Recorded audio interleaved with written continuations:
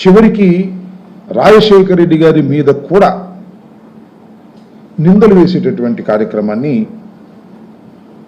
ఆయన ప్రయత్నం చేశారు.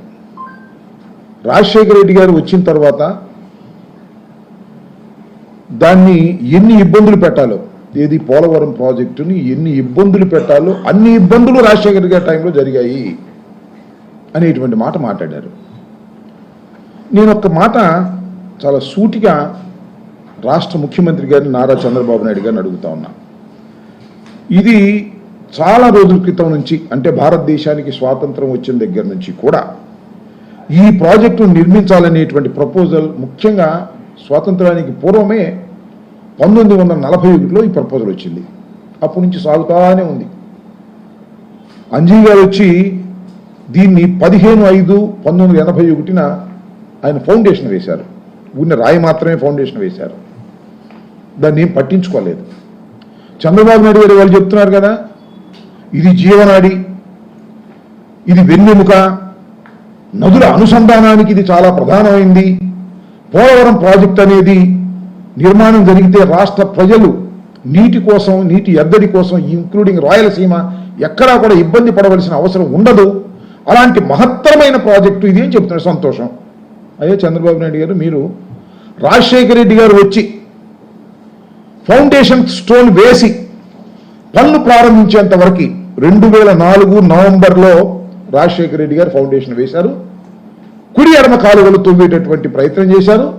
చాలా వేగవంతంగా ఆ కార్యక్రమాల్ని ప్రారంభించేటటువంటి పని రాజశేఖర రెడ్డి గారు చేశారు. నేను అడుగుతా ఉన్నా, చంద్రబాబు నాయుడు గారు ఎన్టీ రామారావు గారిని వెన్నుపోటు పొడిచి అధికారంలోకి వచ్చిన తర్వాత కంటిన్యూస్గా, ఈ రాష్ట్ర దురదృష్టమో అదృష్టమో నాకు తెలియదు కానీ, మళ్ళా రాజశేఖర రెడ్డి గారు ముఖ్యమంత్రి అయ్యేంత వరకు 2004 వరకు మీరే ముఖ్యమంత్రిగా ఉన్నారుగా. ఎందుకు ఈ జీవనాడి గురించి అసలు మీరు ఆలోచన చేయలేదు? ఎందుకు దీనికి ఫౌండేషన్ స్టోన్ వేసి మళ్ళీ తిరిగి పన్ను ప్రారంభించాలనే ఆలోచన మీకు ఎందుకు రాలేదు?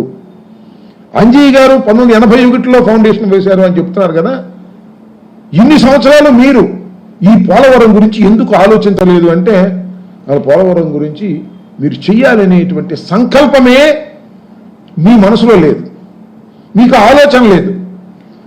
రాజశేఖర రెడ్డి గారు 2004లో అధికారంలోకి వచ్చిన తర్వాత ఏ విధంగా అయినా సరే ఈ పోలవరాన్ని పూర్తి చేయాలి, ఇది రాష్ట్రానికి కావలసినటువంటి ప్రాజెక్టు అనేటువంటి ఉద్దేశంతో పోలవరానికి శంకుస్థాపన చేసి రాష్ట్ర ప్రభుత్వమే సుమారుగా 4,000 కోట్ల రూపాయలు ఖర్చు పెట్టి కుడి ఎడమ కాలువలు తవ్వి, సరే దురదృష్టవశాత్తు రాజశేఖర రెడ్డి గారు మరణించడం జరిగింది. ఆ తర్వాత పరిణామాలు మీ అందరికీ తెలుసు. రాజశేఖర రెడ్డి గారు మరణించారు, కాంగ్రెస్ పార్టీ వచ్చింది. కాంగ్రెస్ పార్టీ కూడా టెండర్ ట్రాల్స్టాయ్కి ఇచ్చారు, వాళ్ళు కొన్ని పనులు చేశారు. దురదృష్టవశాత్తు రాష్ట్రం విడిపోయింది. విడిపోయినప్పుడు ఏం జరిగింది? ఇది చాలా ముఖ్యమైన ప్రాజెక్టు కాబట్టి దీన్ని జాతీయ ప్రాజెక్టుగా డిక్లేర్ చేశారు వారు.